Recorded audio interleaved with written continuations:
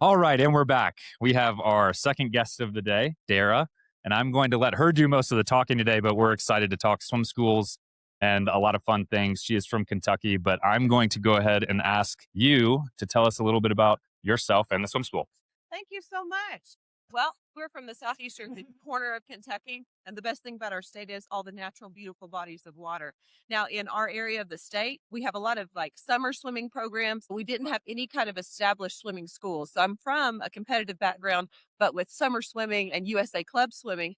However, whenever we did the summer league swimming, the neighborhood found out that, hey, if you go and you join this team, they will actually teach you how to swim. Oh, wow. And And this was a summer that team. was, yes. Wow. Now, this is a beautiful problem to have Yeah, because then the word spread. And so we ended up with like 40 in our 6 and under age group. that's incredible. Now, it's a wonderful problem to have to see so many families wanting to get in the water.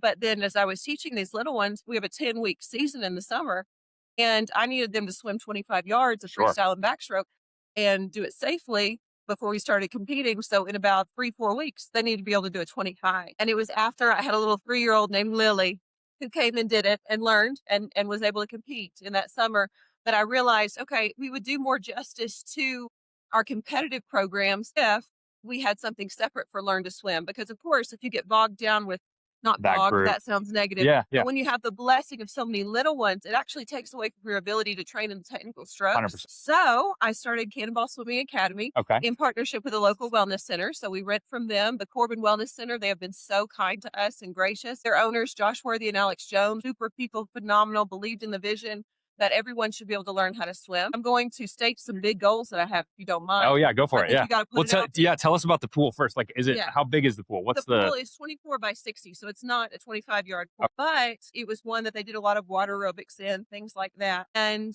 they welcomed us in to do lessons. The pool is not therapy pool temperatures. So one way that we have overcome that, because of course, if you have a child with low body mass, if you're tight and Yeah, cold, then you're nervous and you totally. don't learn. Yeah.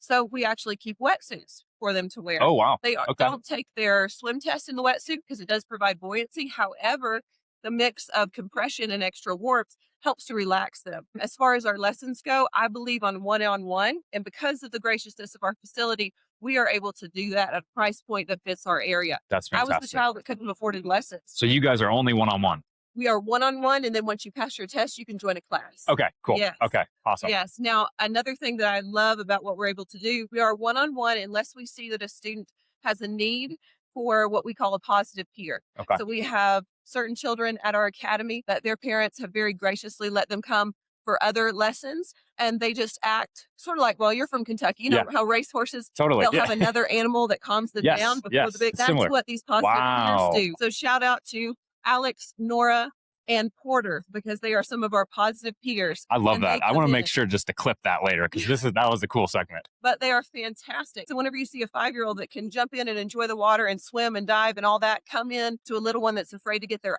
face wet, and Sure. they see someone their size doing it and encouraging them, I cannot tell you the beauty of just positive peers. It's amazing. Awesome. And then you were mentioning some goals. Yes. Oh, thank you for bringing Yeah. that. Can we state some big goals? Yes. Okay.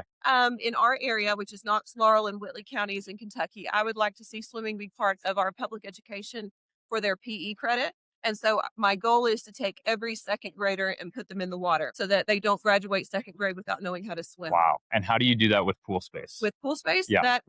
I need a new pool. Okay. I need a bigger Okay. one. I know I've looked at several options, kind of like a pools to school where Sure. you can take one and set one up on site, Yeah. things like that. Our center is wonderful in where it's located.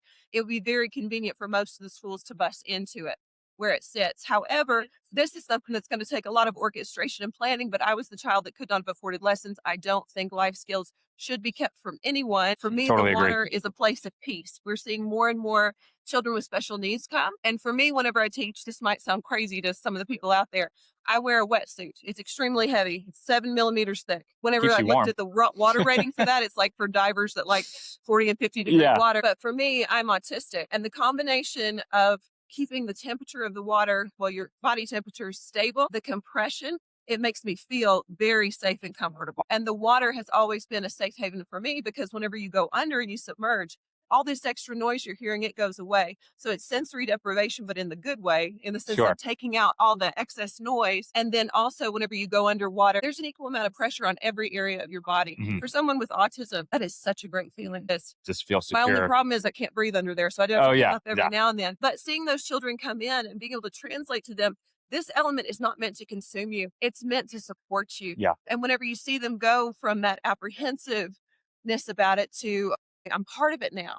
And we like to tell our kids that the water speaks sign language. You can see when it's angry.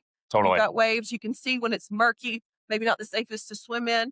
We've been so blessed. The lady behind the camera right here, her name is Poppy, and she has a degree from the University of Kentucky with conservation. And she's also been a lifelong swimmer, but she works with us, and especially with the special needs. But Awesome. we do have a program that we go into schools and teach water safety. But with her degree in conservation, she has added an element to that to teach these children how to respect our natural bodies of water, keep it pure in the water you'd want to swim in. That's awesome. So it is a beautiful thing, and I'm thankful for her expertise in that. Oh, yeah. Yeah. I mean, Yeah. I was going to say, whatever other goals you'd like to mention, great. I would love to hear them. But, Yeah. one of the biggest question, like I was telling you earlier, is like, what's next? When the parents say, okay, my kid got through the curriculum, what's next? Should they go to a swim team? Where do I send them? What do you guys do to help with that? We love to promote our local swimming programs. We love to say, hey, your elementary swimming is coming into our area now. And we love to say, hey, here's what's going on at your school. We work with some of the high schools. They'll bring kids in, they're training for something, and we'll Right. work on some techniques. So we do technique training as well as learn to swim. But it's just great to be part of a community. And I think that one of the best things ever is that most of our business comes from word of mouth. And there's nothing Oh, that's better awesome. than Yeah. having a child saying, that's where I had a good experience. That's where I learned just how capable I am. Yeah. And that's what we want them to feel. Most of our parents do say, what's the next step? How can we stay with you? How can we continue? But Right. we've been open for 3 years, and we've had kids that have stayed continually enrolled for 3 The years. entire time. They can swim all 4 competitive strokes, but they just stay. Awesome. And that's something that I cannot tell you how thankful I am for the team that works with me.